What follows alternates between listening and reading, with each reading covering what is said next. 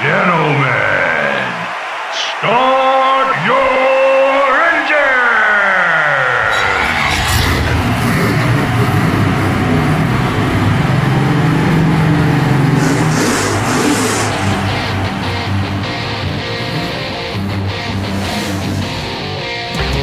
I feel the need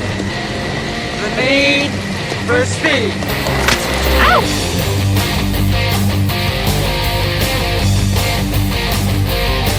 Focus.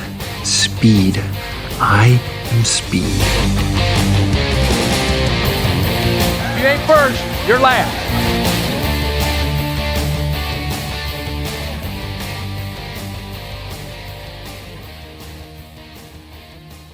What's going on, everybody? And those of you that are super confused about what you're hearing right now. Yes, this is Give Me Back, but not the normal Give Me Back. This is something that just happened. Welcome to Give Me Back, My Need for Speed. Please don't sue me, EA Games, or whoever owns that property. I will not use that logo, but I'm taking the words. It fit well. I am one of your hosts, Charlie. With me is my co-driver, Mickey. Say hello to the people, Mickey. What's up, everybody? I'm strapped in, got the car dialed in real nice, and ready to go out racing, boys. Let's go. That's right. And we brought in a special guest crew chief tonight to see how well he meshes with the team. We brought Parker over from Dissect That Film. Say hello, Parker. Hello, everybody. It's time to dick trickle. Oh, sorry. Wrong name. My bad. I think you need to see a doctor about that, sir. Sounds a little rowdy, if you know what I mean. Rowdy Burns. Give me back my urologist. That's right. Oh, man. So, yeah, there is, every once in a while, there is going to be a month on the channel that there's a fifth Tuesday. And I was like, I don't really want to record another Give Me Back My episode that's just going to be followed up by me and Pete doing another one. Kind of messes with the flow and then it changes. Mickey and I have been kicking around this idea because we love cars. We love movies with cars and chases, and they're not always just an action movie. They're not always just, they're kind of like their own little, ecosystem. And we've tossed it around about doing a show that's just central around badass cars, badass movies, a lot of fun. And so we created the Give Me Back My Need for Speed. This will be, I think the count is 4 this year. There's only 4 months that have 5 Tuesdays. Cool. So you're going to get 4 of these. Low turns. Stress. Yeah. It's going to be just fun. Parker may be on all of them or some of them. It's whoever can work the best. We may have other guests on there. It's a hangout episode. That's why I'm talking like this. I'm just talking to fill time. Because I don't want this being just another Give Me Back type scenario. But this is also still nostalgia heavy, because we decided the very first one we were going to cover is a movie. Mickey and I quote a lot, share the gifts a lot to each other. When we both found out we love this movie, it was that, do you like karate? I also like karate. Let's get the karate in the garage. But yeah, we're doing Days of Thunder. Classic. Woo. 1990 late 80s type vibe movie. I absolutely adore this. Mickey is itching to punch the accelerator here. So I dropped the hammer, brother. So with that, we're going to hit the trailer, and then we're just going to get into our histories and just get right into this movie. So let's do it.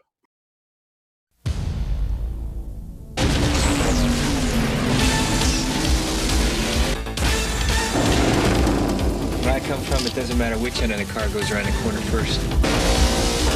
Hold on a minute. Don't you think we ought to talk? What, about how I'm gonna run? Sure. Or how you manage to live as long as you have? There's nothing I can't do with a race car. You run good. Thank you. I want to see how you do in the crowd. We can fix it right here. Now what's it gonna be? Tell me what you love about racing so much. Speed. Come up here and do it. I'll take you to a race. I can't. I'm a doctor. I'm cold. I don't want you to hold a bad opinion of Cole. He needs reassurance from you that he's okay. And after all, you're his doctor. How long before you find out if you're really good or you're really lucky? Now you're scared. You're scared.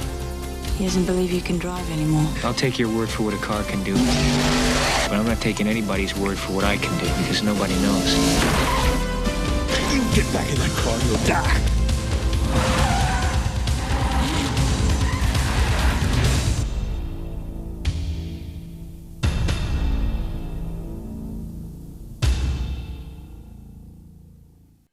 Sounds so serious. I feel like I could make a better trailer. I'm just gonna say it. I was gonna say because I found that's not the OG one. That was another one done because the OG one's like 2.5 minutes long. Oh Lord! Like, well, it's a Tony Scott movie. I was like, you know what? I totally forgot. Yeah, I should have known that. But I'm like, somebody please make a better trailer to this. That was a dramatic, heavy trailer.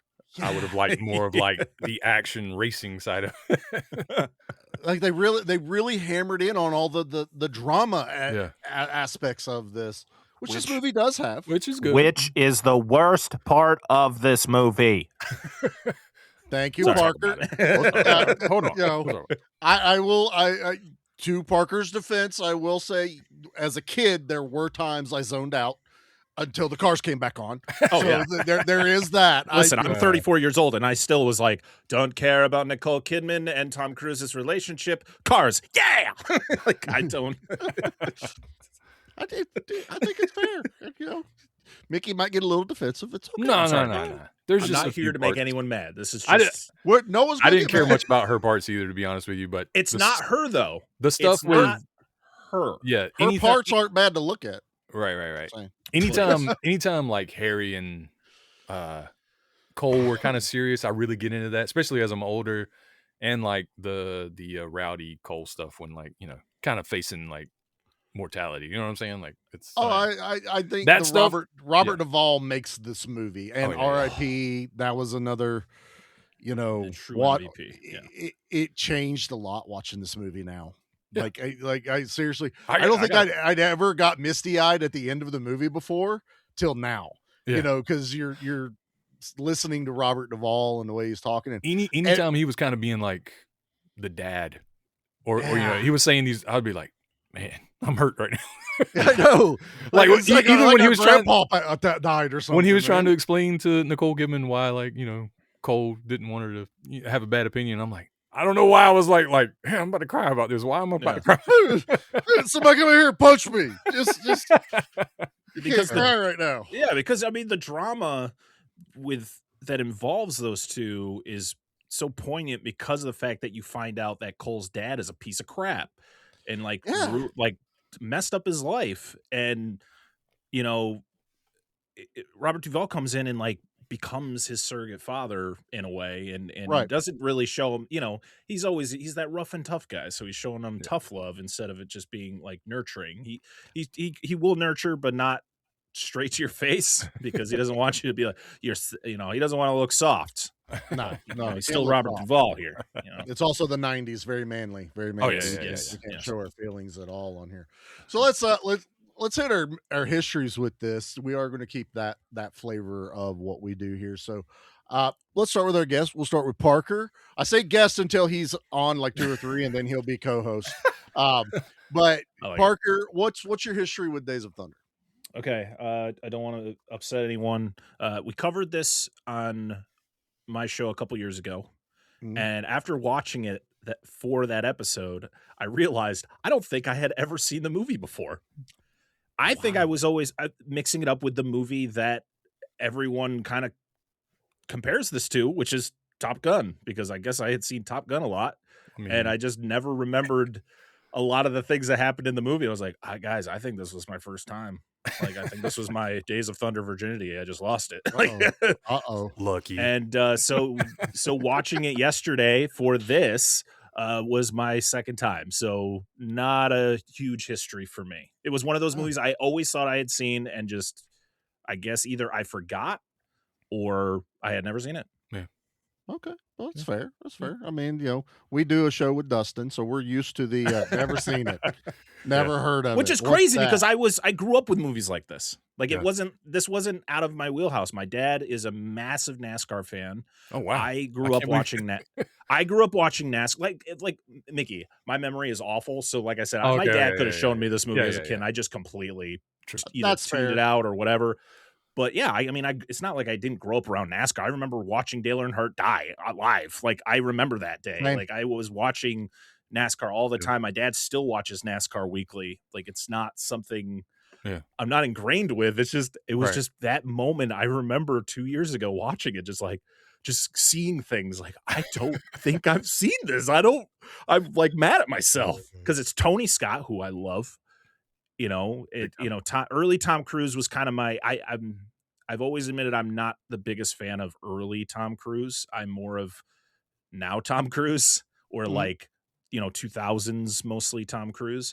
So maybe that was one of the reasons why I maybe steered away from this for the longest time, because I was like, I just don't care. But yeah, that's my weird history with this. You have history, so there you go.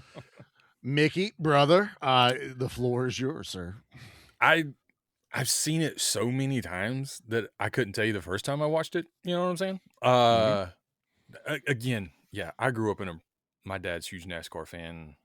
He's a mechanic. Like we would go to the dirt track every Saturday. We were in that kind of world, right? Like I grew up in that world. So anything racing was cool. I enjoyed Tom Cruise then and now, like ever since Risky Business and Cocktail till Mission Impossible now. Like I've been on the Tom Cruise train.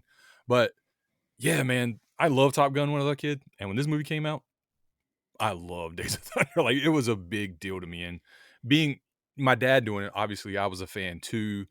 I collected NASCAR memorabilia. I watched it right up through my teenage years. I kind of drifted away from it. I'm not really into it now, but it's still a part of me. And this is a really nostalgic thing for me. That era of NASCAR is just awesome, man. Like I Richard Petty, Dale Earnhardt, Rusty Wallace, Mark Martin, all those guys. That was like my heyday for NASCAR. I feel like it was their golden era too, but that's just me. But yeah, I've seen this movie so many times. It's super quotable. You find out somebody likes this movie and it's on. You know what I mean? We're gonna bring up every quote we can. Sorry, I'm eating ice cream. I'm dropping the hammer. You get in that car, you'll die. Or like, we'll do all of them. You know what I'm saying? I want you to hit the pace car. We'll just go through the whole gambit of them once I find out you're in this movie too. Call it a tie. Yeah, I think it's a tie. Yeah. No way to call a winner. Yeah. So it's been a big part of my life. It's huge. It's something I really love, and I'm excited to talk about it. What about you, Charlie? You could just probably copy paste what Mickey just said. I grew up. I live in NASCAR country. I'm only about a little over an hour away from Bristol Motor Speedway, which has always been the super fast, small oval, wrecks everywhere. It's what it's always been known for. So yeah, and my dad loved NASCAR. He was also a mechanic. And I remember growing up watching NASCAR with him and just having a ball with it. Been to a few races, so I've always enjoyed it. And I, like Mickey, I don't know the first time I ever watched it. I feel like this movie's just always been around. Like it was either on television or I'm pretty sure we had this on VHS because I remember watching it a lot. So I know I've seen it numerous times. Again, like Mickey, I can quote it pretty much word for word. It still gets me hyped every time I watch it. And yeah, I collect NASCAR. Like I still have like my drivers were like Terry Labonte, Alan Kulwicki. Like for some reason I always went for the weird ones, not like Dale Earnhardt, the Intimidator, and Jeff Gordon. Dude, everybody I like died. I was a big Davey Allison fan, died. Davey big Alan Kulwicki fan, died. Yeah. And eventually my dad was always a Dale Earnhardt fan. And I would always like root against them just, because that's what you do as a kid. It was fun. Yeah, you root against your dad. But at that point, I was like, you know what? I'm on Team Earnhardt now. Screw it. I'm tired of it. And then he died. I think everybody is a closet Earnhardt fan. Yeah. And then the man, the myth, the legend. I mean, the king. King, baby. He's the king, man. Richard Petty. I got a ton of Richard Petty. As a matter of fact, I have him in Cars form. Yes. The Cars version of him. Yeah, I mean, watching this, I'm now like reminded of how close they did Cars to Days of Thunder. And obviously, we know we're going to talk about it. Talladega Nights is basically comedy. Days of Thunder with John C. Reilly. Yeah, in the same role, basically. There's no way he did not go to Will Ferrell and was like, "Listen, I was in Days of Thunder. Let's make a comedy version of that." And Will Ferrell's like, "Say no more," and say less. We are in. But so my history with this is I have always loved this movie. I just bought it on 4K because I got a 4K TV and sound bar. Officially, like I have a Xbox 4K player. It works. It's fine. It looked good. But the first 4K movie I've played on a 4K player was Days of Thunder, like the other day. And dude, my first sound bar, and I'm shaking the house because I got one with a sub, and I had it. That opening shot at Daytona, and that music just starts swelling, and the cars going by. I was smiling the entire time. Jackie's just looking at me like, kind of living your best life right now, aren't you? I was like, yes, I am. This is heaven for me right now, and I'm loving it. So yeah, that's our histories. There's definitely gonna be more histories as we get into this, but Days of Thunder, boys, I just said it. This intro, man, I was tossed back to 1990, the early 90s of NASCAR. That energy, seeing the stands full. When's the last NASCAR race that wasn't Daytona or some big race that had full stands? Yeah, you don't see it anymore. It's just not the same. It's boring. I think NASCAR is kind of a shadow of itself. Yeah. All the cars are the same. Yeah.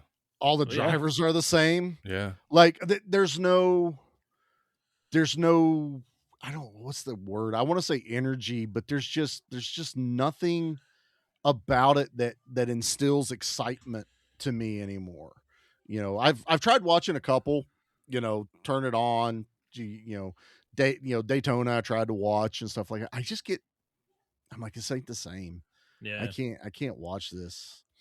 I don't know if it's because I don't like watch it as much anymore, but it doesn't feel like there's any personalities or like big charisma guys. There may be that I just don't see them, but nobody that transcends the sport. I think it's more drama driven now, almost like kind of like thing going on. Like, well, this person wrecked everyone and they shouldn't be driving anymore, or this driver's upset with NASCAR corporate or whatever, and they're bitching and complaining about something. I'm like, where's the rivalries?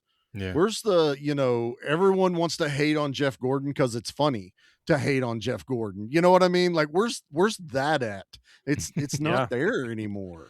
Like, my dad is still, like I said, a weekly NASCAR viewer, but it's never sit in front of the TV and watch the race. Mm-hmm. It's always put it on in the background, do a bunch of other things, and kind of once in a while walk by and see who's, what order people are in, because he's always been a Hendricks. Yeah, he's a Hendricks guy. Yep. So he doesn't have a car. He has, as long as a Hendricks guy wins, he's had a good day.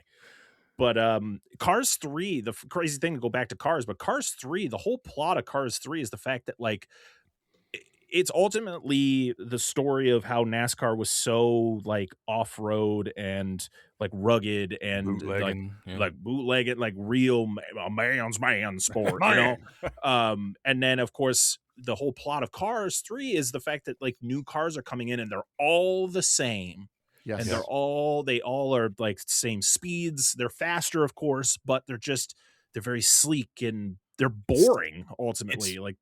It's very Formula One in a way to me. Yeah. Like Formula One is fun, but it kind of went that way. You know what I mean? Where it's like, I don't know how to explain it. It was just everything scientifically driven as opposed to just like, this dude's got it. You know what I mean? Like he's out there busting people's chops, doing whatever. And I think that's what it is. And that's kind of what I experience when I watch Days of Thunder now, is that when we talk about nostalgia, that's what I'm nostalgic for, is that old NASCAR where you knew that was a Chevy or a Ford. Those cars are or beautiful, you in know, this movie. yeah. I mean, they had the Lumina, they had the Buick in these, they had like all these. This was Pontiac. back when it was race on Sunday, buy on Monday. That Yeah. was the slogan, because car manufacturers really were supporting NASCAR. You know, better designs.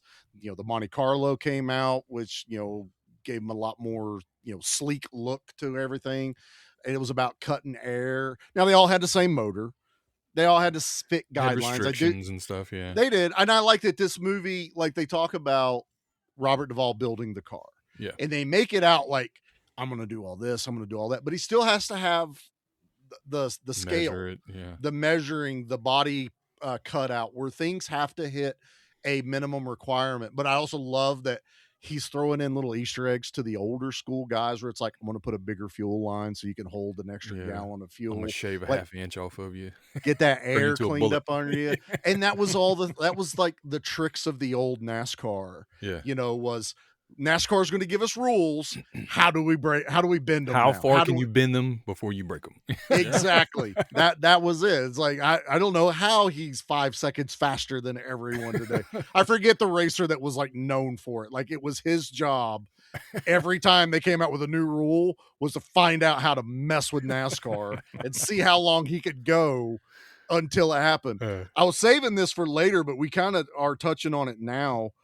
There was one moment when I say recently, I think it was a few years ago, actually. That's how fast time's flying. There was a moment in NASCAR that happened where I'm like, damn, that felt like old school racing. Like, I can see Dale Earnhardt like applauding this kid.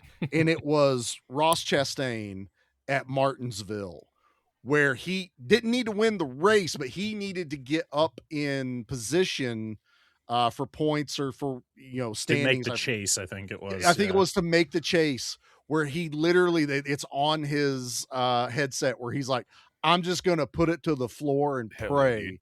And he rode that wall in the turn at Martinsville and gained like 5 spots, and people are losing their minds. And I was like, that's the stuff I grew up on. That was the kind of just balls to the wall. And you know what happened? As soon as that race was over, NASCAR goes, no one else can ever do that again, or you're out. I'm like, that's ridiculous. Fuck you, NASCAR.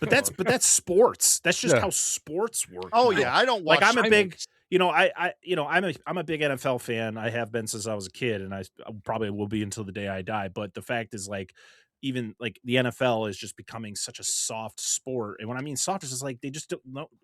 Like, listen, you grow up playing football, you know what the risks are. Yes. And when you enter in a sport that is highly dangerous, where you're going to probably hit each other's heads and all that, and there are injuries that are going to come with it, like, you know that going in. Like, why are we putting helmets on helmets now? Like, exactly.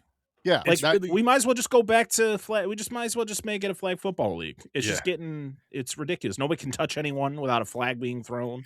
It's really like, for me, like you were just talking about, Charlie, it's a risk thing. Who's willing to take that risk? Who's willing to, like, just say, you know what? I don't know if this is going to work, but I'm going to do it, because that's kind of how I am. I think, I can't remember the coach's name. Risk it for the biscuit. He's coached the Tampa Bay Buccaneers when they won the Super Bowl with Tom Brady. Oh, No. It was with Tom Brady that year. But anyway, that was his saying, and I was like, dude, that's the way I love to live too. I'll do that stuff all the time. I'll do that stuff when I'm at work, at home, and I'm like, if I do this, it's either gonna be terrible or it's gonna be the greatest thing ever. And I'll be like, that's I'll my be like, job. screw it, I'm gonna do it. I work for myself. I didn't have YouTube when I started. I couldn't go check a video to see how to do something. I went, I can do it, having no idea how to fucking do it. But I would just blow do it up, or I'm gonna fix it. And it's like, I wish that's been taken out of competition. It has, right? Where it's kind of like everything analytics and scientifically proven. If you do it this way, you've got the best chance to win. And sometimes, but so everyone else is following that same algorithm that you are, because they all believe the same thing. Be that dude that goes, I'm just gonna put my foot on the wall and on the pedal and ride this wall. And it paid off for him. And they still talk about it. Yeah. Like, that's that moment. Like, back in the day, it was like there was a moment every race. You know, it felt like there was always some like, holy shit, I can't believe he did that. Oh my God, did you see what he did there? Yeah. And now it's like it was 2022 when that happened, and now it's 2026. What has happened since then? Nothing. More restrictor plates. Yeah. More just everything looks so stylized. It's not. There's no. I don't know. They tore out the concrete at Bristol. That's what the racetrack was known for. Was the concrete that drivers loved it, but to make it safer, they tore it out and put asphalt in it. And by God, they ruined Bristol.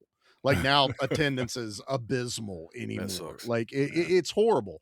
Yeah, I know everybody's listening. Like, we're going to talk about the movie. Yes, yes, we are going to talk about the movie. We're also going to talk about NASCAR. And that's the show. You want to go listen to someone break it down piece by piece? Go find Parker's episode on Dissect That Film. And you go listen to that Days of Thunder episode. Then you come back over here and go, okay, these guys are just having fun with the whole thing. You know, all NASCAR, all nostalgia, every bit of it. No, Parker's show's fun. I love him. He's my buddy. Even if that's not his real name, I will still ride that. I will ride that joke till the end of time. Partially is. It's partially fine. But back to this opening, just when I watch it now, just felt like the days of NASCAR for me. That's what I remembered. I love like watching it now and reading, like, because this was filmed at NASCAR races. Yeah. I don't think some people understand that they put these two cars basically at the back of the pack and they were film cars and they're filming all this stuff. So all the footage you're seeing is of races. Dale Earnhardt passed them in one of the races and lapped them. It's hilarious, you know, but that's actually, you know, Richard Petty there. That's, you know, Mark Martin talking. That's Rusty Wallace talking. Harry Gant. Harry Gant. You see, just now watching it, I was looking at all the cars, never realized that I saw Terry Labonte's the top edge of his car, and I see Terry Labonte's name on it. And, you know, and it feels good because then you see Rusty walking in the pits around all the drivers. And man, Michael Rooker felt like a NASCAR driver in this movie. Oh, like, yeah. He was, I've always assumed he was put there to be the Dale Earnhardt of this world, because we don't see Dale Earnhardt. You know what I mean? Like, they don't really talk. Probably didn't have the copyright or the permissions to use him. But no, this was the guy. They were like, we want that guy. We want that guy, and you're going to be that guy, Rowdy. Yeah. The look of the car. Yes, black. The way that the way he looked in his suit, like everything. Yeah, he was definitely straight up just Dale Earnhardt. He's the fill-in. I forget there's two drivers this story's kind of based off, or the pit crew and Cole, it's based off of like loosely of a real driver and his pit crew leader.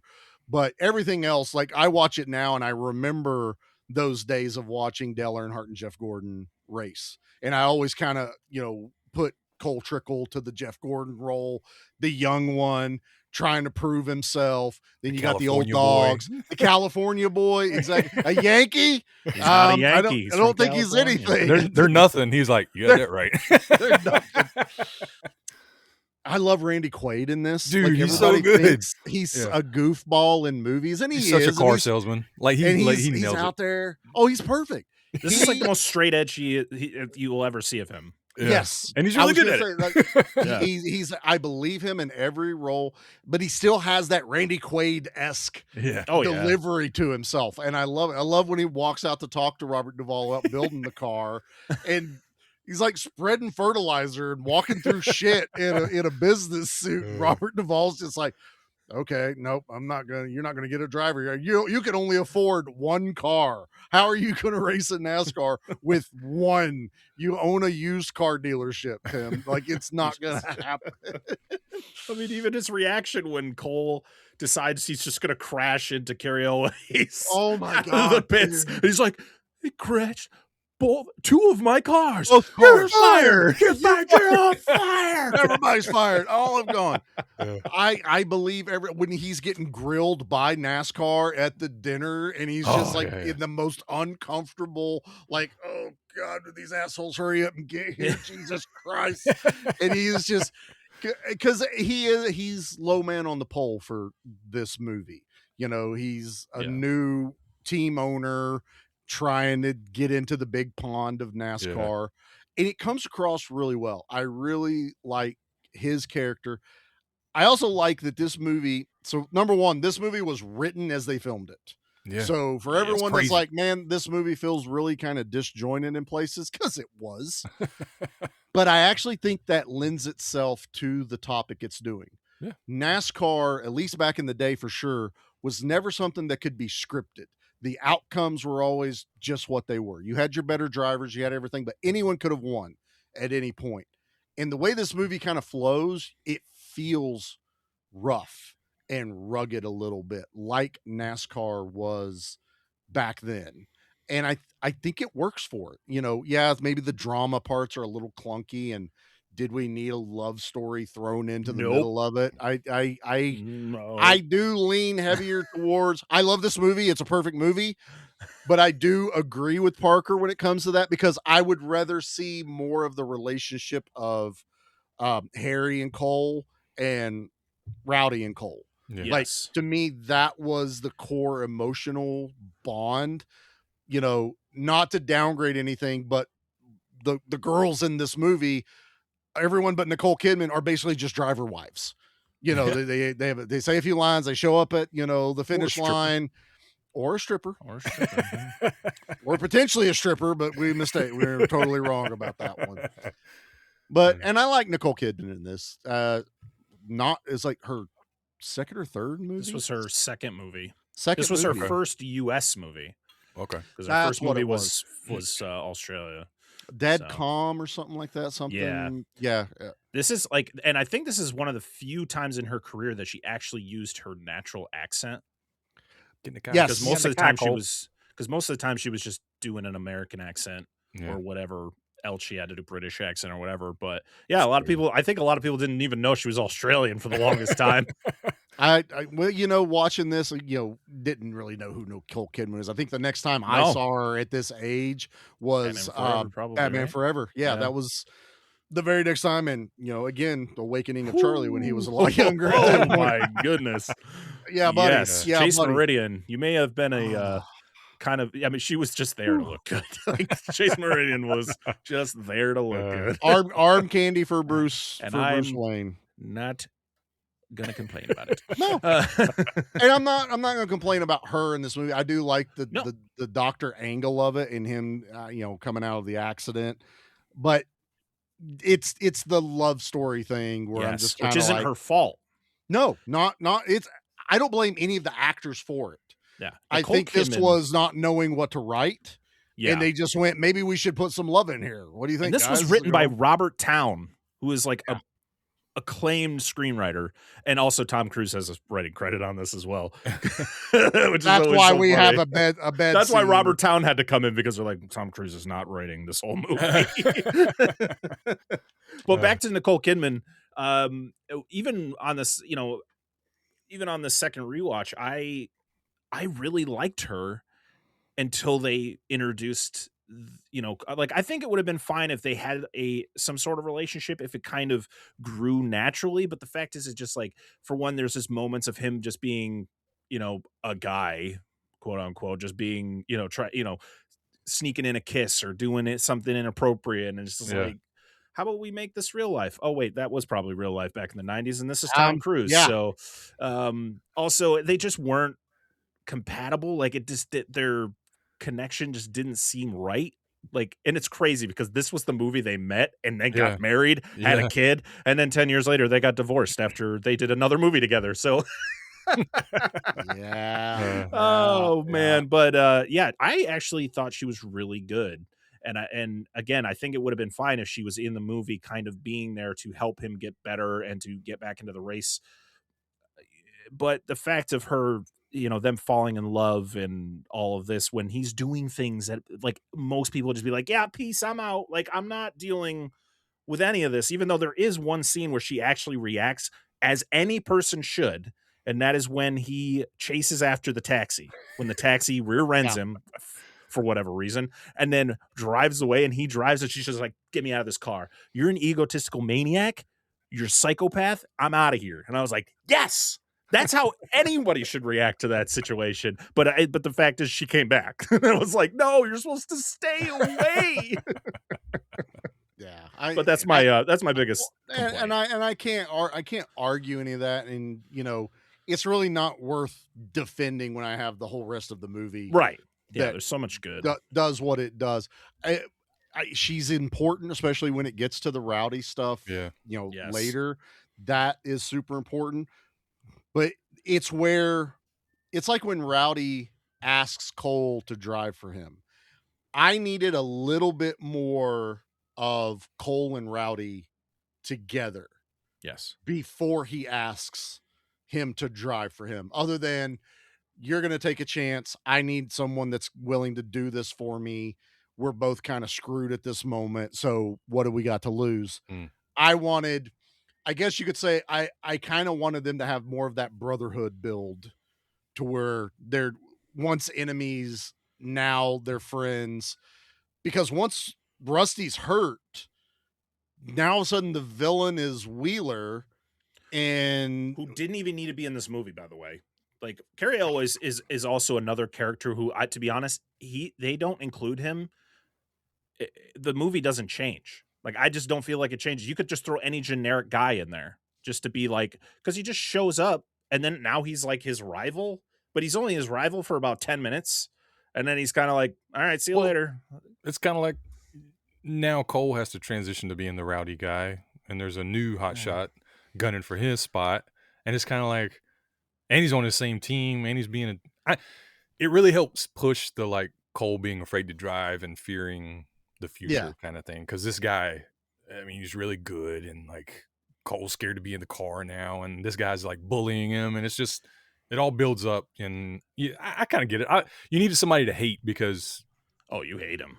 Rowdy was like, you didn't like Rowdy at first, but you did. Like he was a guy that you connected with. I felt like, even though he was a douchebag sometimes, but it was like in a good way. Like, so was Cole. About he was an anti-hero. Movie, so. Yeah, true. He was kind of like that anti-hero. But I get what Charlie's saying, because I don't think it's still after the wreck that they really like they just go and hang out at his lake house, right? Like that's the first time you see them being friends, right? Right. It's so like out of nowhere, because basically it's the wreck. Then they do the wheelchair race, which to me is still one of the greatest. So funny. Oh scenes. my God, it's so funny. It was the rental car race. That's where they became buddies. They're like, I like this guy. Yeah. So with breaking all the laws and nothing. Every law. No consequences, by the way. And the soundtrack is jamming. Oh my God, I love the soundtrack. Also, like, what kind of insurance did you sign up for that rental car? The premium, I hope. I hope you got full those coverage. valet guys are just like, we had some car trouble. It was the radiator, I believe, wasn't it? Yes, it was the radiators. Yes. But they weigh real heavy on that, because that is supposed to be for the audience the moment that now they're friends, and now they're hanging out, and now they're talking about Rowdy's building a home and all this other stuff, and you're just kind of like, that was fast. Yeah, like you guys literally were trying to kill yourselves. There's even like, I was watching it today. And I know when they come through the accident, so the big accident in the movie, Rowdy gets ahead of Cole. And when he comes out of the cloud, it's almost like he loses control, but he stops. Yeah, I thought about that for a second. I'm watching it today going, I feel like they maybe, like the writers in the movie, intended for him to have done that on purpose. Yeah, because you're supposed to roll down the track. Like that's the point of take the high line. Everybody's going to be rolling down the track. But he he dead stops. Yeah. And it was only because he lost traction. So you would have just driven through it anyway. Yeah. It felt like, they were going to do something where Rowdy was going to fuck up Cole real bad. But somehow he got messed up. And then they got going, and they're like, well, no, we can't do that. How about we just make them friends now? And I'm like, that's not what you've been setting up this entire movie. Yeah. And I'm not, we're going to poke little holes in this. I'm not shitting on this movie. I love this movie. Okay. Done. But whenever you're watching it now, and I'm not trying to be critical, but now I'm like seeing things like, it's a little odd. That's because they push that narrative of Cole telling Harry, you're supposed to just pick a spot, floor it, go through the wreck, go through the smoke. if debris there, you're going to hit it regardless. That you have more control if you go straight. Yep. And he's pushing that, and you then watching it again, I'm like, Rowdy broke every one of those rules, and he's the experienced driver. I think he did this on purpose, but now they're best friends. Yeah, it's kind of wild. I love their first meeting, which we get back to the beginning of the movie a little bit, where they're doing Cole's entrance. Straight out of Top Gun. Yep. Coming in on a motorcycle. He's on a Harley this time, though. Not a true. Yeah. There's only one special feature on the 4K. Come on, 4K, give me special features. But it was a little interview with Jerry Bruckheimer, because Tony Scott, Jerry Bruckheimer, all these things. They go, it's peanut butter and jelly. Oh, and Don Simpson. I can't Don wait to talk about him a little later. Okay. Yeah. Holy crap with this movie. Hans Zimmer as well. But he's talking, and they're showing some of the behind the scenes things. It was around that clip, and there's a crew member wearing a hat. And I caught just a glimpse of it. You know what they were calling this movie as they were filming it? Top Car. Top Car.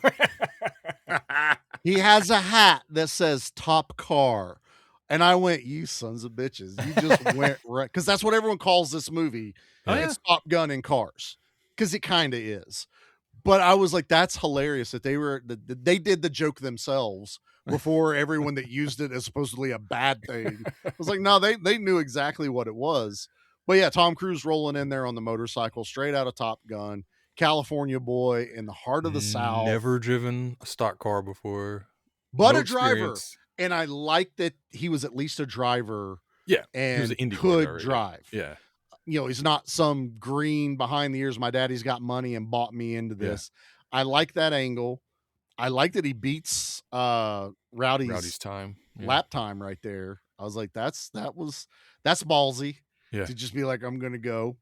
I like Harry busting his balls the entire time. It's like, you know what? Nope. We don't need to drive. We don't need to drive today. We ain't gonna drive his car today. No, we ain't gonna do this right now. I like that. That starts that chemistry between them two that just works. Tom Cruise and Robert Duvall just have a perfect chemistry. Imagine you're Rambo with your fighting machine, ordered to take position 19. Rambo, the force of freedom. With the Rambo power cycle, you got what it takes to track the enemy down, make him shiver and shake. Rambo, the force of freedom. Now you got him right in your sight. You're fighting for justice, fighting for right. Rambo, the force of freedom. The Rambo power cycle with headband included by Coleco. Stomper. Stompers have the guts and muscle to take you where no other car has ever been before and bring you back alive. Stomper. Join in the adventure. Imagine. Stomper with Duracell battery only from Shopper. Come along. I'm buying every line they say to each other, and it works. And then I like Rowdy gets it's like, good job. Now get your own car. See how you do in a crowd. It's also also there like by yourself. This car is perfectly set up. I've been testing it for however long. Of course, you're going to do really good in a car that's basically ready to go. Good luck with building the one that they literally go into a montage of building. Can I get montages back, please? My God, have we forgotten how good montages are? Grinders and engine jacks, and dude, just keep going with it. Let's go. Oh my God, dude. Putting the body panels on. Robert Duvall painting in this movie still cracks my ass up because no face mask. The end of the movie, he's painting that tractor, which is single stage paint if he's actually painting it. And he's just in the wide ass open, holding the gun out in front of him, spraying he's old school. Breathing all that. That's exactly the time my you dad. Look at my lungs, they're coated in paint. My dad would paint a car outside, and about a week after, he's hacking because the hardener is actually what's worse than the actual paint. But yeah, I was like, oh, I remember those days. But I still laugh every time I see Robert Duvall spraying that red. I don't care, it's a tractor. Everything's red. Yeah, Tires the engine are red. and everything. The seat's red. I don't need headlights. It's just red. There's some plastic there. I don't care. Oh, it's red now. I don't give a shit. Fuck John Deere. It's red. Oh, but yeah, I like the build up to it. I like getting the car, the testing, and then we see how green, like to Mickey's point, Cole really is to stock car racing. Yeah, it's totally different than anything he's ever raced before. well, and I love that. There's not a lot of like crowd driving in IndyCar. Maybe at the beginning, you know what I mean. But usually, Yeah, it you depends single on the line pack. out, Yeah, and then tires. Right, that's a big part of this movie is tires. Like you're a hell of a driver, and I mean, you push that car as hard as you can, and you're burning up the tires. But these other guys aren't, and they're winning the race. Like you can't win a race if you don't. Like that's a quote I think is like you can't win a race if you don't finish one. You know what I mean? that was a great one. That was when I think Tim's yelling at him. Yeah, because what's the one thing you need to do to win a race? You got to finish it. You got to finish it. Just yelling at him. And Robert Duvall explaining things to him like you used to drive cars that were half as wide, half the weight. The tires were twice as wide. The cars are weighed half as much. Now you're driving a car that weighs twice as much, and the tires are half as wide. Just the explanation of everything is fun. I love that Cole Trinkle doesn't know anything about cars. He's like, dude, when he goes in there to try to okay, we got to get along or this ain't gonna work. So he goes to that bar, and he's like, you just got to talk to him. You got to tell me what's wrong with the car, what it needs. And he's like, is it tight? Is it loose? He's like, I don't know what any of that means. Him looking behind him to make sure no one's listening. He's like, I don't know anything about cars. I don't know. He's like, well, what do you mean? What do you mean by that? Here or he's a like, wedge here? I don't know what any of that means. He's like, oh shit, so they don't make you any different than the other NASCAR driver ever met. I honestly, yeah. So, but I love that whole vulnerability. I like that. I like that it was his ego, a lot of it, but it was also him just, I don't know what to tell you. Like to me, like F1 and stuff like that, the cars are so set up. It's get in and drive. You are driving this thing. It will get you from A to B. You just got to not wreck. NASCAR is now like, you're going to turn one direction. So now it's not setting it up equal. You got to set, and every track is different. Don't worry. They got more road tracks now. They do have more, and I don't hate road tracks in NASCAR. No, it makes NASCAR more interesting, actually. I remember when they first started doing it. It was matter of fact, I think I remember the very first one because it was something me and Dad were excited to watch. It was like we actually get to see them turn both directions. Was it Watkins Glen? Probably. I forget what. I think or it was California. Watkins. I can't remember. Where's that in California? Or there was another one that's not open. There was another one because I remember playing like one of the old NASCAR games for PS1. I hated it. And there was NASCAR 98. Was that what it was? Probably. And there was Watkins Glen, and there was another road track that was like a huge one. It was like the Talladega of road tracks. I couldn't remember. Oh, Sears Point. There you go. Sears Point. That's what it was. Yeah. Sears Point was. That was it. Yep. And I remember watching those. And it was interesting. It did kind of liven it up a little bit because now these guys are completely unprepared for it. I think one or two guys had raced those type of tracks before. I know Tony Stewart did a lot of racing. Used to race right across the border from me. He did every kind of racing. Literally, that was just his thing, what he did. Yeah. But I remember when they did it. So Cole getting into this, realizing that yes, it's a lot of the driver, but now the driver has to know what the car's doing. And Robert Duvall explaining like loose, loose is tight or loose is fast and out of control. Out of control. Give me 50 laps your way and then drive 50 laps my way. That's one moment that while I get it as far as pacing, it works. I wanted more of. I wanted more of Duvall teaching him how to race. Get back to Doc Hudson and Lightning McQueen, where he learns how to drift. You got to turn left to go right. Go left to go right. Go right to go left. He's like, you're not making any sense, old man. People need to appreciate cars more, okay? People don't appreciate cars as they should. My son loved that. My oldest. Cars 2? No. Cars 2 was all right. But Cars was my son's Daytona or Days of Thunder. And watching it now, like I can appreciate all of it even more. Yeah. And I think part of my thing now watching Days of Thunder now, Talladega Nights, while it was a parody of this movie, also did a lot right. Like when Pierre got brought in, that's how they should have done Carrie Ells' character. Yes. It's like they did it better almost, it's like that's the true villain. And even they become best friends at the end. You know what I mean? Yeah. But it's like, they went, hey, what could we fix from this movie? And they went, they took that and over exaggerated it, right? Because Carrie Ells comes in with like the blonde slick back hair. He's got those really tiny little glasses that are like a quarter diameter. And he's fashionably late again, Jonas. Fashionably late again. He's got the lady in the pantsuit with the short hair, and she looks like, I don't know, fashion New York or whatever. Hollywood. She whatever. Looks very Hollywood. They tried to make him look like he does not fit in with this crowd at all, but he can race. You know what I mean? So it was they took that and they're like, we're gonna exaggerate that. We're gonna make it yay.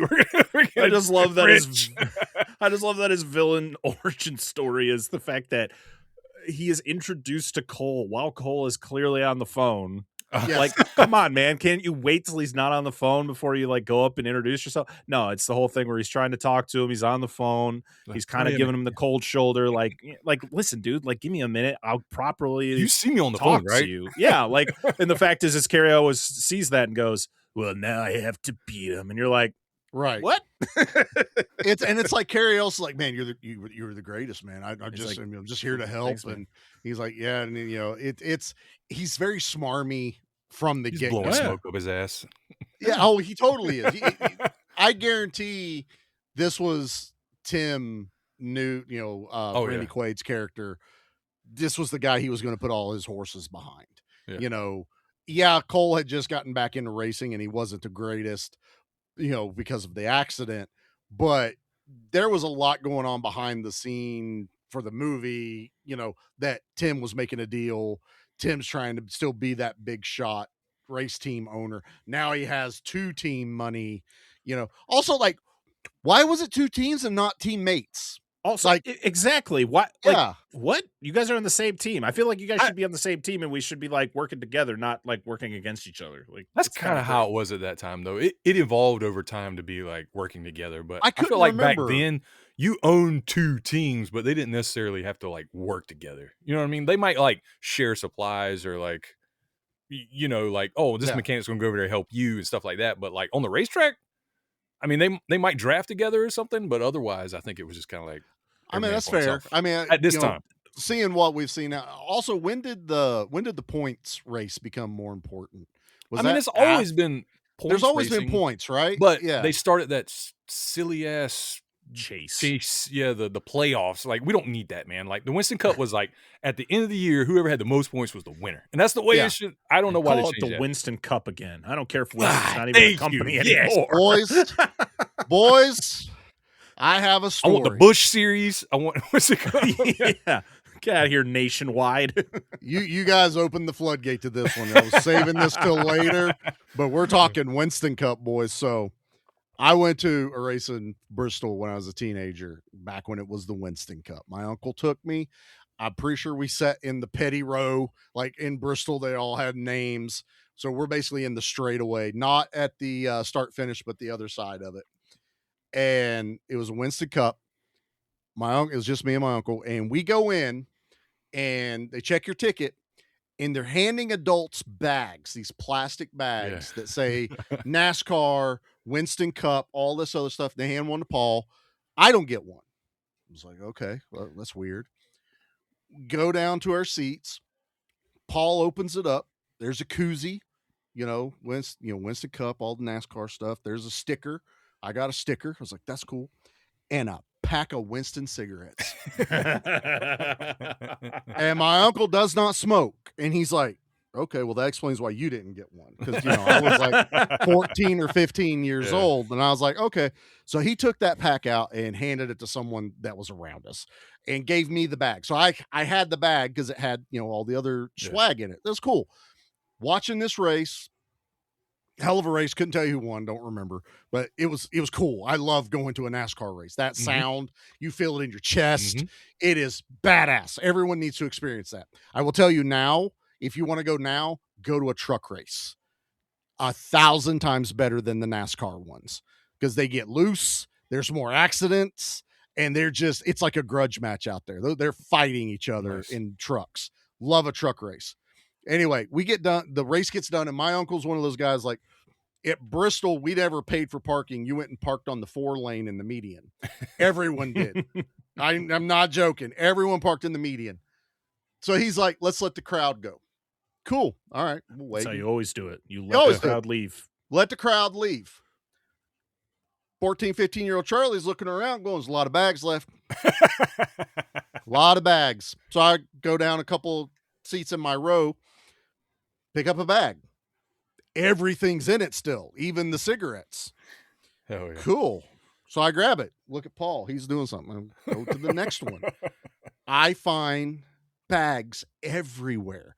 I go up and down like 4 or 5 rows, throwing cigarette packs in this bag.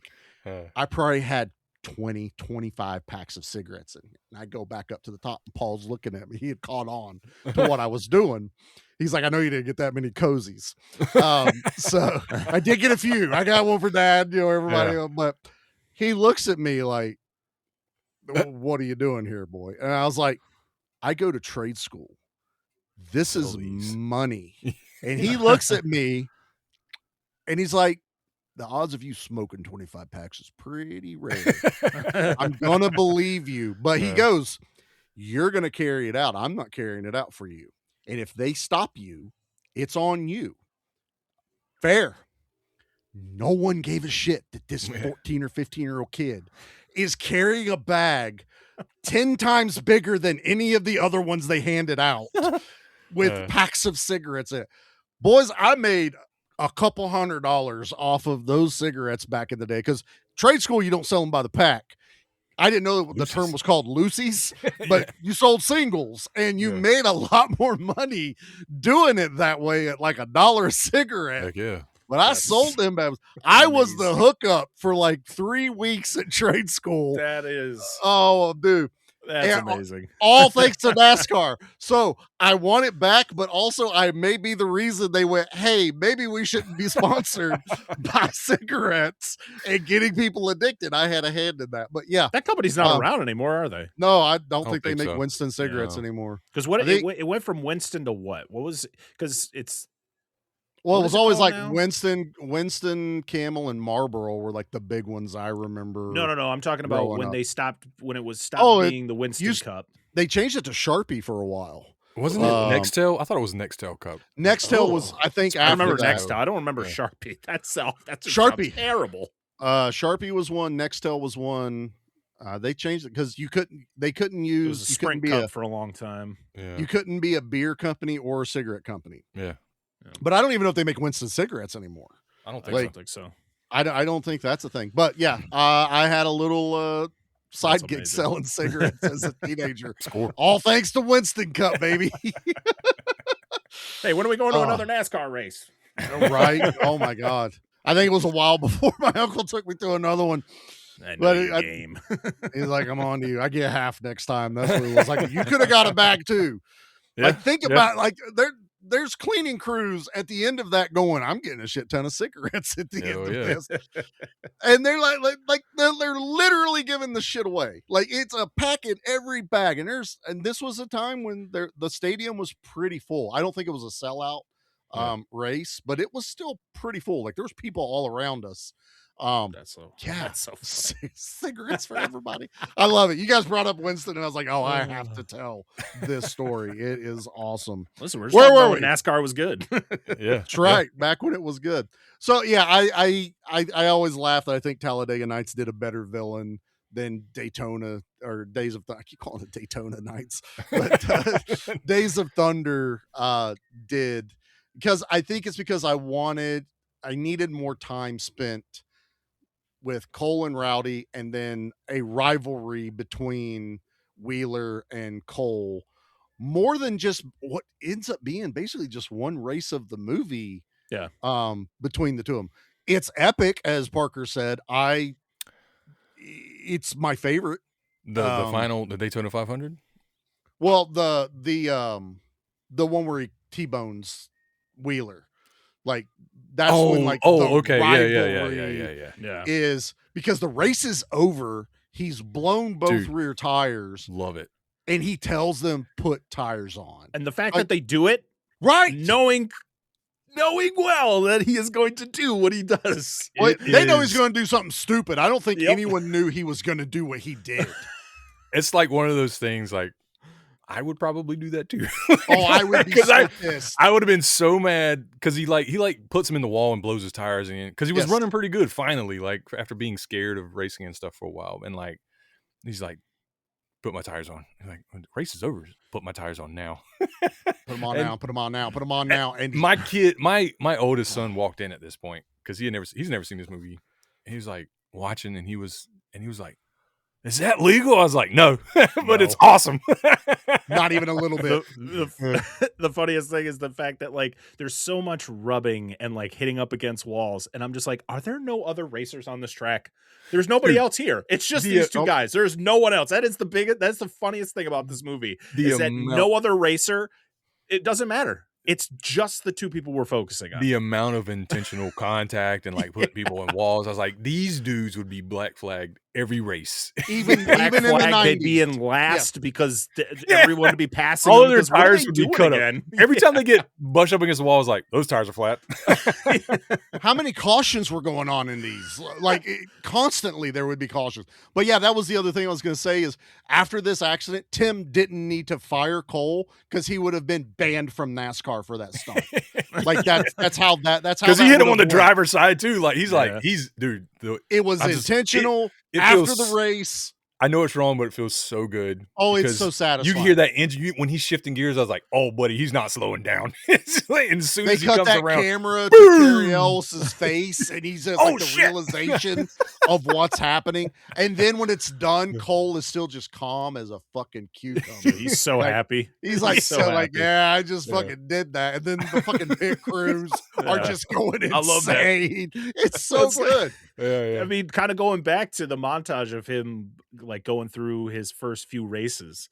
One of my favorite things is when he crashes into the pits.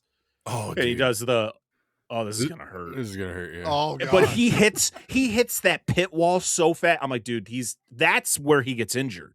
Like it's not him smoking Rowdy later on. It's him going 120 into this wall. And all the pit crew is like 5 feet away.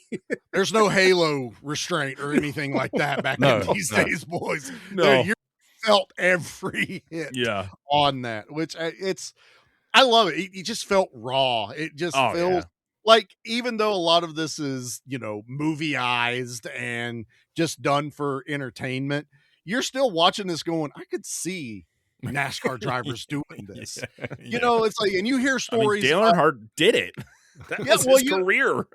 Before I was probably born, this was probably how freaking raw it got at some of these races early on. I mean, those guys were hardcore. I mean, hell, some of those guys probably weren't getting paid a whole lot of money. This was, if you win that pot, you're doing pretty good. Yeah. So yeah, it's, I get that the sport has to evolve eventually, but man, I miss the excitement, like what this movie kind of reminds you of.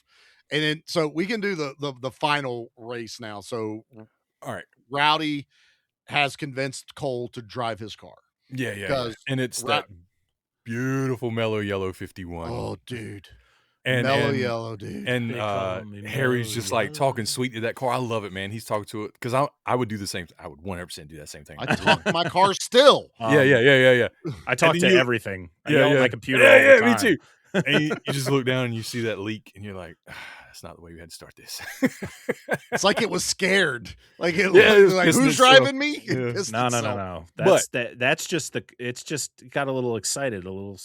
I would have been like, he was rubbing her real good. It's sweating horsepower. That's how awesome it is. Like, baby, not yet, but not yet. We got to race But first. I like that. The next time you see them, they've got the hood up. They're all lined up in position, getting ready to get ready, and they're working on their ass off on that engine. Cole's walking by like, that doesn't look good. Like, what's going on? He was like, oh, no, don't worry about it. We just had a small issue with the motor. Had to put another one in, and I love that even Cole was like, we ain't got another fucking motor. What the hell are you talking about? Where'd you get it from? He's like, we stole it. We stole it. I like this swerve. This swerve got me early on, and I remember I hadn't watched this movie in a while, so watching it again, because they built Tim up as this piece of shit asshole after he turned on Cole. So it's like now he's them. But to find out later they quotation stole the engine. And I like that it's a little ambiguous of whether they did steal it and Tim knows and didn't say anything. Yeah. Or they actually asked Tim for the motor and he gave it to him, because whenever they have to push start and both teams get together and push, I love that scene. And the NASCAR official's like, the fuck you doing? It's not your team. He goes, that's my fucking motor, so I can push it out there if I want to. I was like, did he know? Or did he just be like, it's all in the racing? That's what I like too. At the end of other than Russ Wheeler, everyone at the end of this is just like, this is just racing. This is just the lifestyle that we all do. I will say though, watching it now, Cole's go-to move felt very Karate Kid doing the crane kick every time he got into a fight, because it's like, you're not supposed to pass on the outside every time. It's a fake. You're talking about the last one where it's a fake Karate Kid. The fake one. Yeah. But it's also like, he became known for that. Yeah. Like everybody says that he's going to try to pass me on the outside. I know it. Yeah. And he actually does try to pass Russ the first few times legitimately on the outside, which is, I don't think he's actually lulling him. I think it's a realization of, this motherfucker thinks I'm going to do it again. I got you now. Yeah. But I think he was actually trying to pass him on the outside.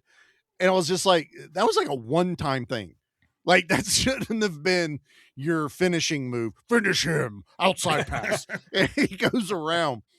But I love that because Harry's like, God damn it, Cole, stop trying to. He's like, I'm just setting him up, Harry. Don't worry about it. Yeah. And he has that conversation twice. He's like, quit doing it. And he goes, no, I got this. Fucks it up again. And then he's like, no, I've got this. Don't worry. And he does head fake him. And I like that they bring in the draft. They make it sound like Harry invented it. And I was like, nope. I think that's been around ever since driving has been around. Because Cole's selling it to Nicole Kidman in the sexy scene, like, Harry and I have been working on this idea, and this is how you do it. And it was like, motherfucker, I know you already got laid. You're not trying to, set it up anymore that you invented this thing. So you don't have to sell it to her. The animal cracker scene from Armageddon. Oh, Michael Bay was 100% watching this movie going, I got an idea. Jerry Bruckheimer, man, he's like, hey, we did True. Yeah. There you go, man. That's 100% it. But while we're on this last race, there's something where, because it focuses on this. There used to be a simulator ride at King's Dominion for Days of Thunder, we used to go. I was a band geek. I played football, but I was also a band geek, and we would go every summer for this like concert competition, right? And that was the big thing, though. Like, it's at King's Dominion, so you get to go, spend the day at King's Dominion and do this competition too. But every summer I would go, and people would get sick of me because I was like, I'm just gonna ride this like 7 times in a row, whether you want to ride it with me or not. I would the first time I rode this thing, I'm telling you, it was a religious experience, because it probably made me love this movie more than I would have if I had never ridden it. But you're just sitting, it's a 2-seater like thing you sit in, and it moves, like, it makes you feel like you're moving with the car, right? Right, yeah. That 4D experience. There's this huge IMAX screen. The sound is loud. The car, you can feel the rumbling of the car. When he shifts gears, you like kick back in the thing, and like, yes. And the whole ride is this Daytona 500 race, like Cole going through all this. And at the end, you know, you're hearing it through the radio too. Like, I'm just working with him, Harry. And he does that fake out, dude. It's the most. I'm getting chills right now. Like the nostalgia from absolutely. it, Yeah. where like your seat like moves this way and then it moves this way and you go, and then it like, kicks it in gear and like you just fly backwards. You're like, this is great, and you get the checkered flag and everybody's cheering and It's the greatest moment flag. of my life. And that was just a ride. That Daytona 500 music is just pumping, and like. You'd get off and I was like, I'm getting back on this thing. Let's go. Do it again. And the line, when it first came out, the line was super. I didn't care. I'd sit in that thing for an hour because, again, they're playing the soundtrack. The whole soundtrack is a banger. So I'm just listening to the soundtrack. I get to ride this awesome ride. I'm going to get back in line, listen to the soundtrack again, get on this awesome ride. As years went on, lines got shorter and shorter. Which was good for me because I got to ride it more. Absolutely. Eventually, like one year we got there and it was gone and it like broke my heart. I was like, dude, why? I get it. It can't be there forever, but I want to talk to the manager now. What'd y'all do with that stuff? Can I buy it from you? I need something, anything from it. Just give it to me. Oh, dude, that's it was awesome. Just a thrill ride, man. It felt like you were really riding in a car. It was really pretty cool. Oh, absolutely. It wasn't the Daytona one. But I went to a museum once that had something very similar. It was a driving simulator. And it wasn't like the Daytona, but it was like you were in a race. So I know that where you it makes you feel like you're not accelerating, but you feel like you're accelerating. Yeah, it's kind of wild how they do it. But yeah, I've done something very similar. I would have loved to have done that one. It was never anywhere near us. It sucks because like I was thinking about it last night and I got like kind of sad because I was like, that's like something I'll never ever get to experience again because it'll never, it's not like it's going to bring it back. So it's like, it's gone forever. But it's like the Terminator 2 experience or something that was back in the day. You know, it's gone, you know. For me, it was the Jaws ride. I remember going to Universal when I was like 12. I went on the Jaws ride. And then the next time I went, it was gone. I was just like, well, I'm glad I at least got to ride it once. But, you know, it's awesome. It's gone. It's gone. We're old. Give me back my Days of Thunder ride. All I have is this universal glass that reminds me of those times. That's all I have. But but I mean this ending is pretty epic. We're laughing about it a little bit, but I also love. I brought it up earlier. The points is how you win races. This movie didn't stay on that because number one, Cole would be last in points based on everything we've watched him race. Yeah. Well, this is also the first race of the year, right? Because Daytona 500 was always It's always the first race. Yeah. But this is like, yeah. But they make it out like this is the big, like, oh, it's all finished and everything. I was like, no, he won maybe 2 races at total last year. Now he's racing this one. And now it's like, and I know that's the whole thing at the beginning of the movie. Randy Quaid's like, look, promise me one thing. We win Daytona. Yeah. In a sense, they do all 3 together. You know, it's Randy's motor and Harry and all them.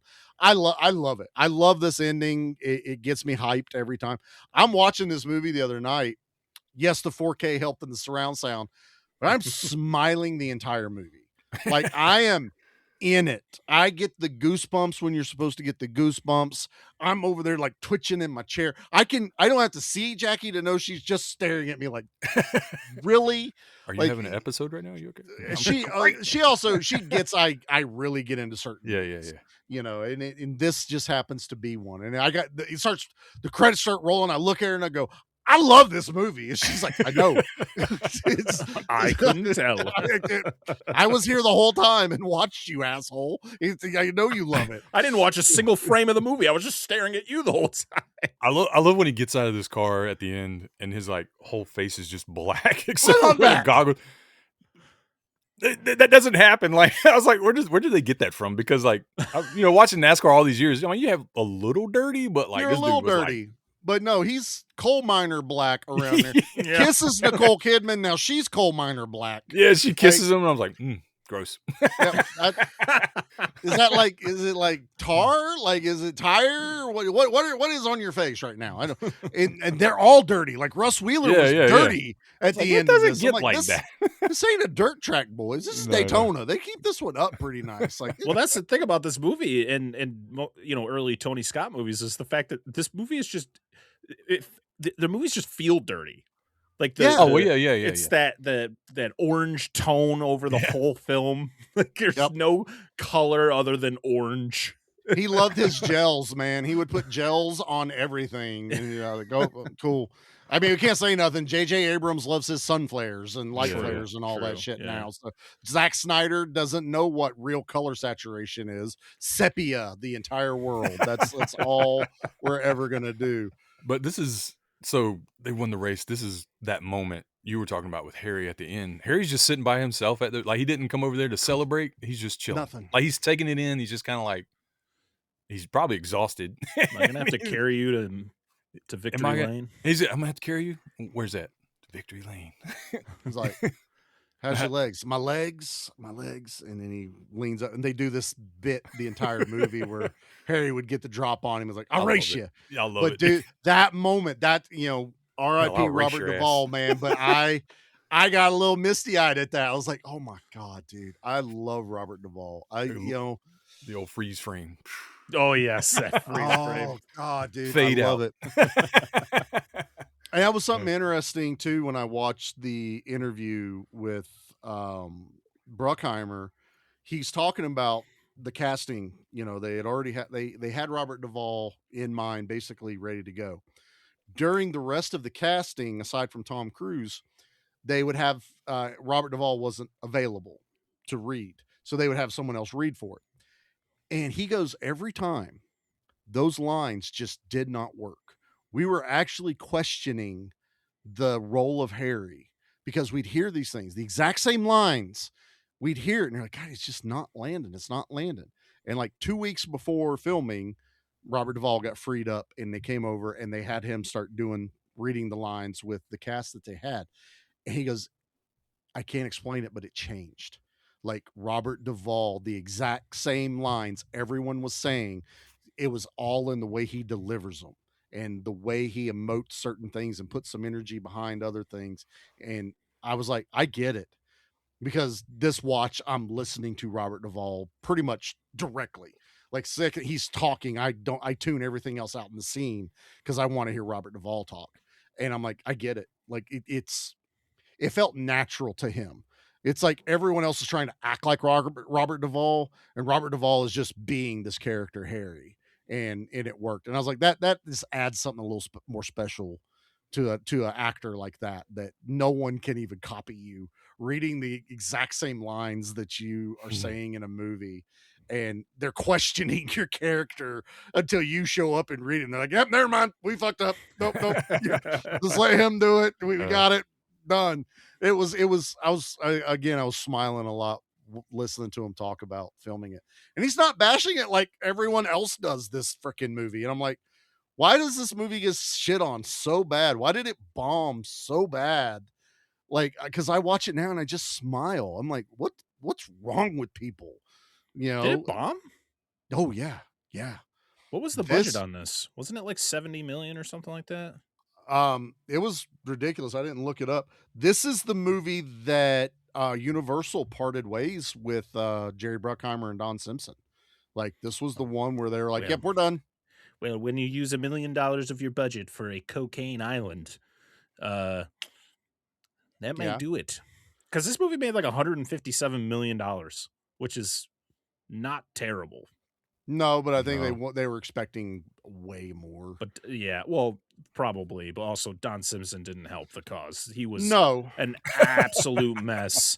And then not just as a producer, period, but like this movie specifically, this movie was a mess. Because like Tony Scott is the director, but he really wasn't the director. Like there was like 4 different people directing this movie. You had Don Simpson, Jerry Bruckheimer, Robert Towne was even in there doing some directing, because he was writing the movie as the movie was being made. Tom Cruise had his input, of course.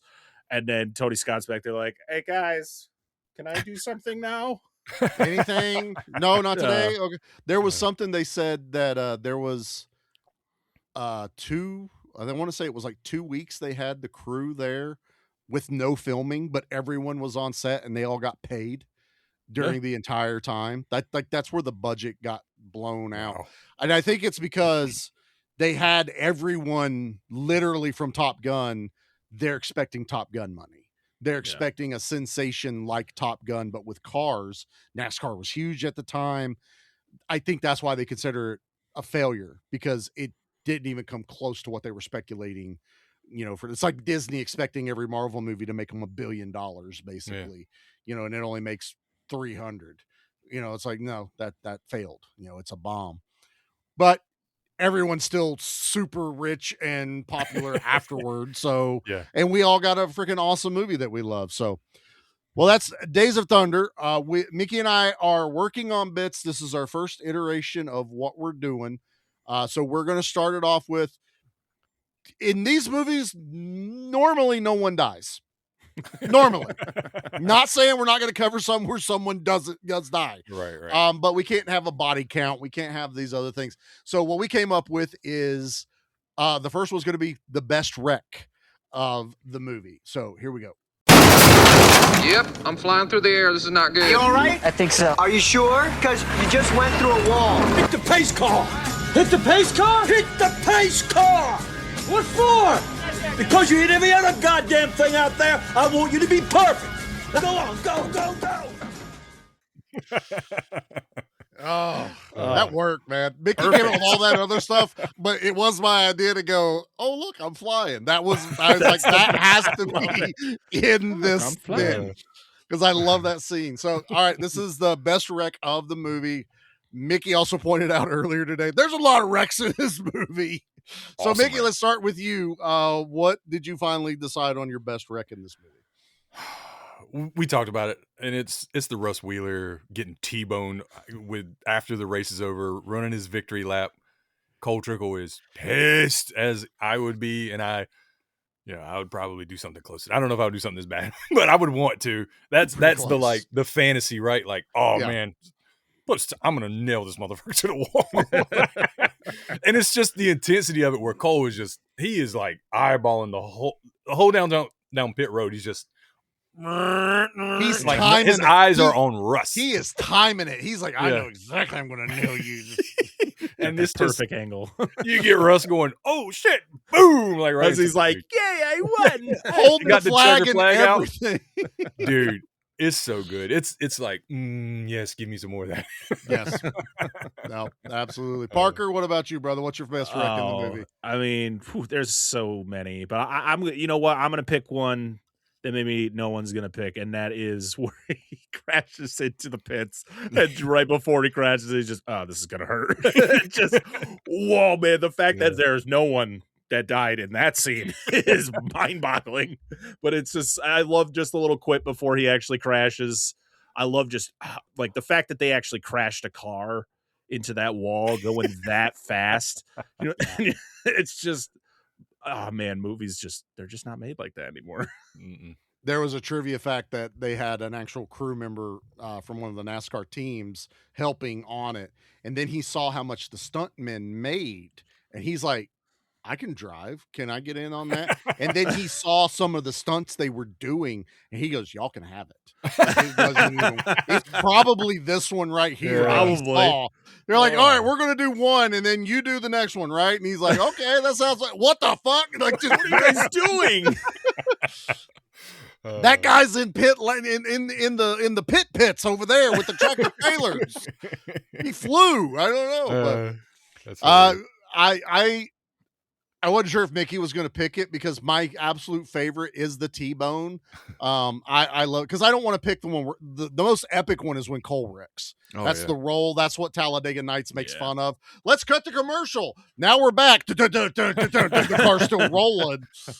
But it's the T-bone, man. It is the laser focus, put tires on. Like, no one should have done anything at that moment, but they do it anyway.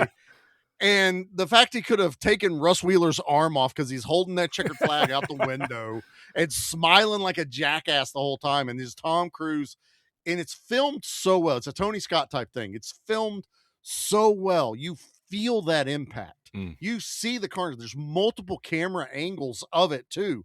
It is so good and satisfying, because we don't know why, but we hate Russ Wheeler now. Like, yeah, Rubbin's racing and we're just rubbing out here, but I hate that motherfucker. Kill him. You know, it's like, and yeah, so I'm going with that one. That's best wreck. So our next one, since, you know, again, no body count, no nothing like that. Best car, best in show is what we're going to do here. Yes. And this is how we're going to do it. Good evening. How are you? Yeah, hi. This is really a beautiful car. You know that? Let me tell you what Melvin Toast is packing right here. All right, we got 411 posi track out back, 750 double pumper, Edelbrock intakes, scored over 30, 11-1 pop-up pistons, turbojet, 390 horsepower. We're talking some bucking muscle. Hey, man, I know you got this thing out of a... Well, I brought show and tell, and I figured, you know, we're going to do best in show, so we might as well look at all of the best in show cars. And this is an actual standee for the Days of Thunder die-cast cars. And they're all like double-sided taped on. So this is what it says. Those of you that haven't gone to YouTube and started watching us, it's a Days of Thunder countertop standee that's never been folded. So it's still flat on the back. Posters of the movie were 99 cents. I'd love to find one. And then die-cast cars were $1.39. You know what's really held back inflation? Hot Wheels. Like really, like they've gone up a little bit. You know, they got to a little, but not by much. I love my Hot Wheels. But yeah, it's got the Chevrolet City, green and yellow Cole Trickle, the Hardee's Russ Wheeler, the Cole Trickle pink Superflow, which is pretty awesome. I like that one. Then it's got the Rowdy 51 Exxon and then the Rowdy 51 Mellow Yellow right at the bottom. So I like Mickey said, I'll go first. Gotta go with some Mellow Yellow, boys. Okay. They call me Mellow Yellow. Yeah. I remember not long after this movie had been out, we did Bible school, you know, summertime, and churches would do that. And well, whatever you want to say about nowadays, back then you had the boys in a group and the girls in a group, and the boys would do a project and the girls would do their own project. One of the men in the church brought us all Revell models to build. Oh yeah. And I got to pick the 51 Mellow Yellow Days of Thunder model and built that during the week as our little project. That's awesome. So, yeah, that's me. I'm going with Rowdy's Mellow Yellow. Mickey, what about you, brother? Dude, Mellow Yellow is classic. I love that. And that itself brings back a lot of memories, right? The Mellow Yellow logo on that car. But the piggyback off of your car display there. My mom worked at Hardee's when this movie came out, and they were, you know, big on licensing this. They had their Happy Meal toys had the cars in them. Yes. One of my great, like, you know, regrets in life is that I don't still have those because I had them all. My mom would bring them home. Like, here you go. And she worked there. Yep. And I don't know where they went to, but I know they had scratches all over them because I wore them out playing with them. I would replay the races and everything with them. So, yeah. But I got to go with that Superflow, man. That pink was underrated. And what was really underrated was like the pit row uniform, the pit crew uniforms were black. Yes. Black and pink just go really well together. It's like it glowed off of them. Like I love that. I loved Cole's race suit. Like it was just cool, man. And I'm sure they put him in that to kind of like, you know, like I don't know, demasculate him a little bit, yeah. Right. But now I'm like, that's actually pretty badass. So I'd have rocked it. I drove that car. That's mine. The Superflow car for sure. What about you, Parker? Parker, what about you, bro? It's got to be the Mellow Yellow. Like every time I see that car, that song pops into my head and I got to start singing it, man. It's just like the black with the green and yellow logo on it. It just pops. And oh man. And of course it's part of like the most iconic race in the entire movie. So yeah, it's just such a beautiful car.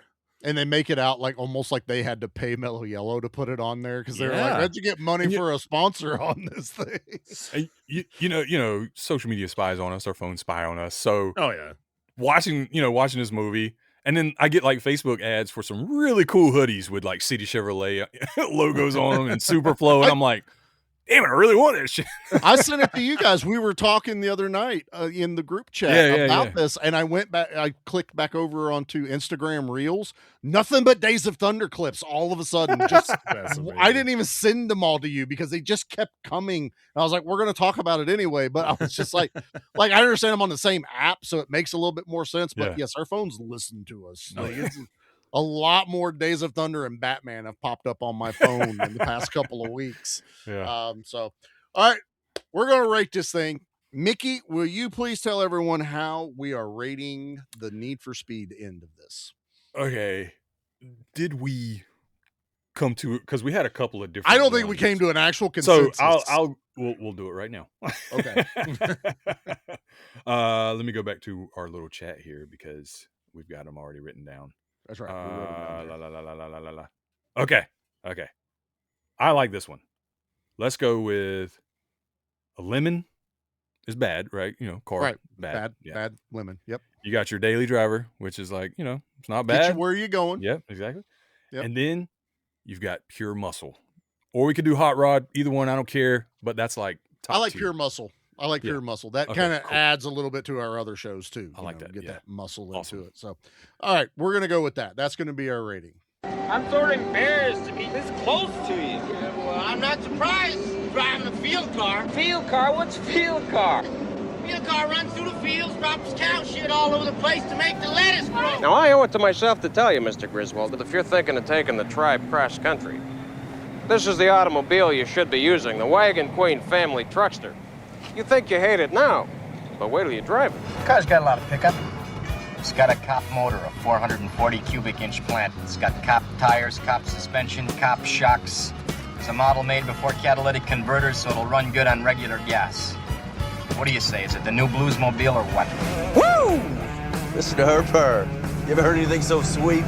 You know, if you two want to get a room, just let me know, Dean. Oh, don't listen to him, baby. He doesn't understand us. Oh, baby. Oh, love my baby. All right, Parker, why don't you kick us off here? Is this movie a lemon, a daily driver, or pure muscle? So after my first watch a couple years ago, this was I thought was going to be a one and done for me. I thought it was going to be. I watched it. I talked about it. It was fine. Never thought I'd have to talk about it again until tonight. Talked about it. I watched it again last night. Talked with you guys, and as much as I want to be at the max rating, I still have to put this as a daily driver because. Sure. Again, I don't know when I'll ever watch this movie again. Like, I don't have that nostalgia like you guys have, or just like that history. Yeah. It's a good movie. I actually enjoyed it more this second time than I did the first time. I actually gave it a higher rating over on Letterboxd. So that's what I want to hear. That means more to me. There we go. Yeah. But I just can't justify giving it that top rating. So for me, it's a high daily driver. Like it's a daily driver you're real proud of driving around. You wash it weekly. Yeah, you take care of it. Oil. Yeah. It's never going to be a hot rod or, the muscle car, but it does the job and you treat it like your child. There you go. All right. I dig it. I'll go next because we all know what Mickey's going to say here, but we all know what I'm going to say. This movie is pure muscle for me. It's, as Parker said, it's very, very strongly steeped in nostalgia. A lot for NASCAR in its heyday, and in this movie, I had so much fun with it.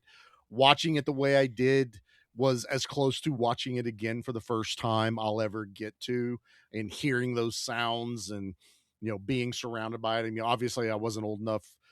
That mom and dad were like, "Yeah, let's go to the movies and watch it."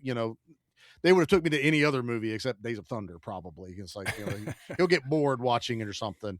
But no, I've never been bored watching this movie. I love it. It does have its issues, but thankfully this is a 3-tier voting thing, and this movie is pure muscle. Mickey, what say you, brother? Dude, it's pure muscle. It's highly quotable. For me, it's exciting. I know people would say this isn't Robert Duvall's best performance ever, but I think it's one of his best roles ever. I mean, I know we got Godfather and all that, but this is next tier for me, right? I think so. Yeah. he's amazing. He's amazing at everything, but this is one of my favorites. Every time I see Robert Duvall, I think about Harry Hogg, like immediately. Yes. I think as good as Top Gun is, I really love Tom Cruise. And like, this is maybe also one of my favorite roles for him as well. Rowdy Burns. I got to meet Michael Rooker one time at a con, and everybody was just talking about Yondu. And he had a little stack of 8x10s, and one of them was Rowdy Burns in front of the Exxon car. I was like, I want that one. And I was like, dude, I want you to know that's one of my favorite movies of all time, and you are amazing in it, and you are great. And he was really nice to me, and we talked about Days of Thunder. It was great, right? That's awesome. Yeah. Man, there's so many things about it that I grew up with, and so many people I've connected with over this movie that like it'll always be a favorite of mine. It's so much fun. It's pure muscle. It's funny. It's hilarious. It can be a little serious at times, maybe to a disadvantage for some, but A little bit. Pure muscle. Love it. Right here, I got you, brother. There you go. I'd have something in there. I don't have, Steven Seagal doesn't work over here. I don't know what it is.